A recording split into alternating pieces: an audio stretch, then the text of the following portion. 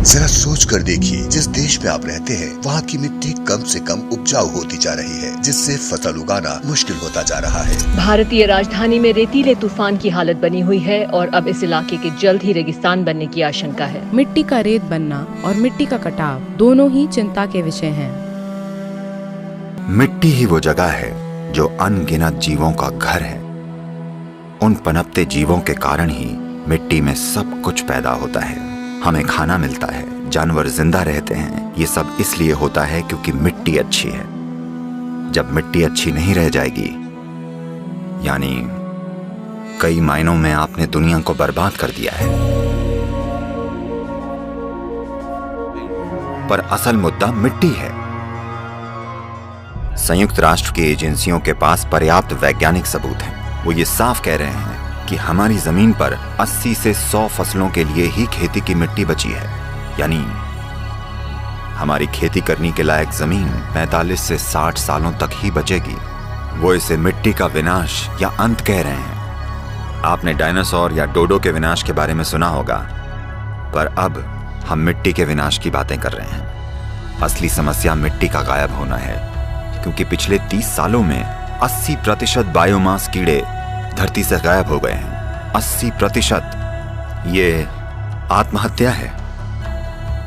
तो 45 या 50 साल के बाद धरती पर भोजन का गंभीर संकट होगा। ये होना ही है। जब भोजन का संकट आएगा तो जिसके पास सबसे बड़ी बंदूकें होंगी वो आकर भोजन ले जाएगा।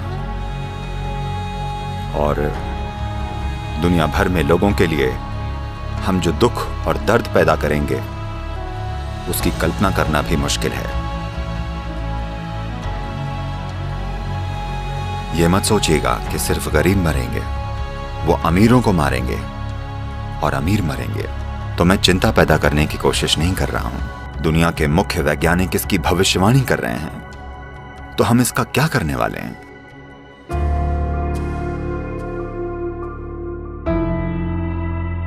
मिट्टी क्यों जा रही है, कहां जा रही है? देखिए, अगर आप रेत में कार्बनिक या ऑर्गेनिक सामग्री मिला दें तो मिट्टी बन जाती है, और मिट्टी से अगर कार्बनिक या ऑर्गेनिक सामग्री निकाल लें तो ये रेत बन जाती है। अगर आप वर्षा वन में जाएं तो मिट्टी में जैविक सामग्री का स्तर 70% से ज्यादा होगा। आमतौर पर खेती की मिट्टी में जैविक सामग्री कम से कम 3 से 6% होनी चाहिए, तभी हम उसे मिट्टी कह सकते हैं। कम से कम 3%।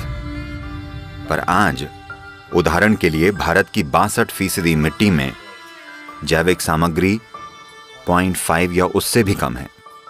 तो वाकई हम रेगिस्तान बनने की कगार पर हैं। ये पूरी दुनिया में हो रहा है, सिर्फ एक देश में नहीं।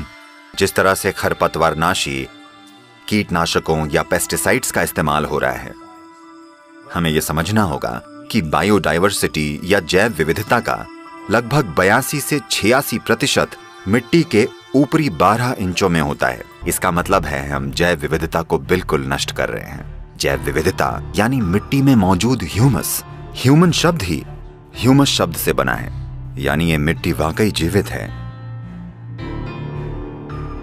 तो ये बहुत बहुत जरूरी है कि मिट्टी पर ध्यान दिया जाए।